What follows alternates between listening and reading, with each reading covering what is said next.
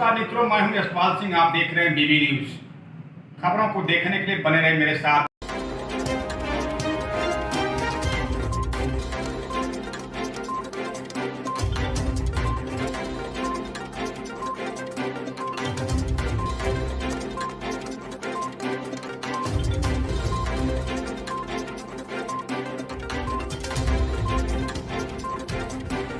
बीबी news channel में आप सभी सम्मानित दर्शकों का एक बार फिर से हार्दिक स्वागत और अभिनंदन है। खबर आ रही है उत्तर प्रदेश के आजमगढ़ जनपद से। आजमगढ़ में प्रेमिका से मिलने पहुंचे युवक की पकड़कर करा दी गई शादी। सिंदूरदान के बाद घर लौटे नवदंपति। आजमगढ़ जिले में प्रेमिका के पकड़े जाने के बाद लोगों ने युवती से पूछा तो उसने युवक के साथ रहने की इच्छा जताई। इसके बाद दोनों पक्षों की सहमति से बिना मुहूर्त के ही मंदिर में जाकर दोनों की शादी करा दी गई। कोतवाली क्षेत्र के बेलसिया गांव निवासी प्रियंका चौहान का जौनपुर जनपद के खुटहन थाना ने पनौली गांव में निवासी विकेश वर्मा के साथ साल भर से प्रेम प्रसंग चल रहा था। बुधवार की शाम विकेश अपनी प्रेमिका से मिलने मकसूदिया पूरा धन्य स्थित कुंवर नदी के किनारे पहुंच गया। इसी बीच प्रेमी युगल को एक साथ देख ग्रामीणों ने पकड़ लिया। मौके पर बेलसिया के ग्राम प्रधान इश्तियाक अहमद को बुलाया गया। देखते ही देखते काफ़ी संख्या में लोगों की भीड़ जुट गई। लोगों ने निर्णय लिया कि प्रेमी युगल की शादी करा दिया जाए। दोनों पक्षों की सहमति से झारखंड महादेव मंदिर पर शादी करा दी गई। वहीं हम आपको मऊ जनपद की तरफ ले चल रहे हैं। मऊ जनपद की कोपागंज पुलिस को मिली कामयाबी।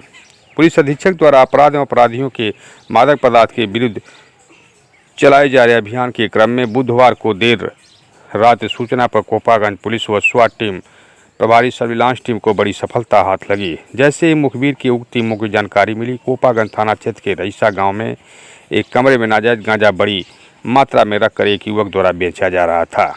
सूचना मिलते ही पुलिस व अन्य टीमों द्वारा उस कमरे की घेराबंदी करते हुए युवक को धर दबोचा गया।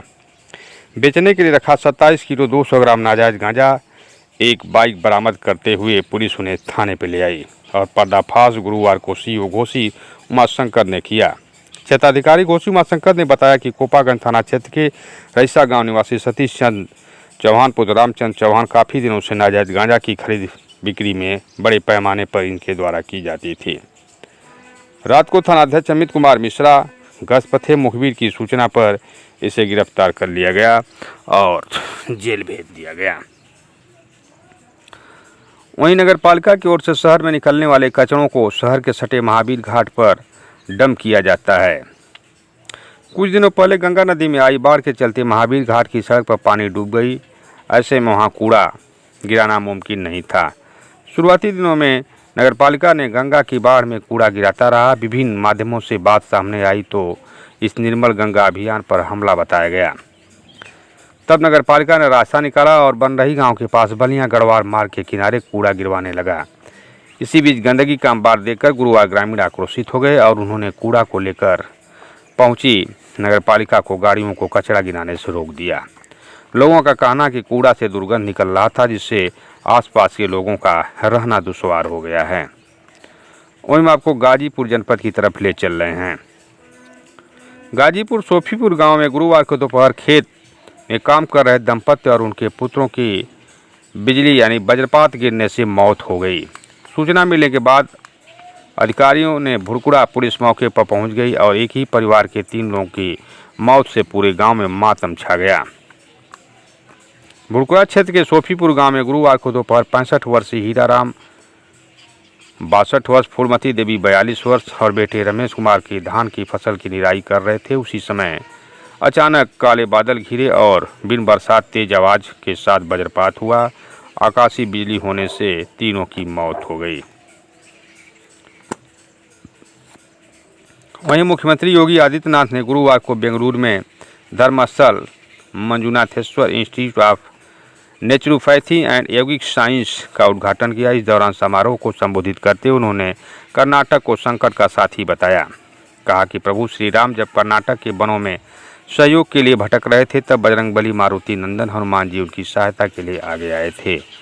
हनुमान जी की सहायता से उस समय जो मजबूत सेतु बंधन का निर्माण हुआ था, वह भारत में राम राज्य स्थापना का आधार बना।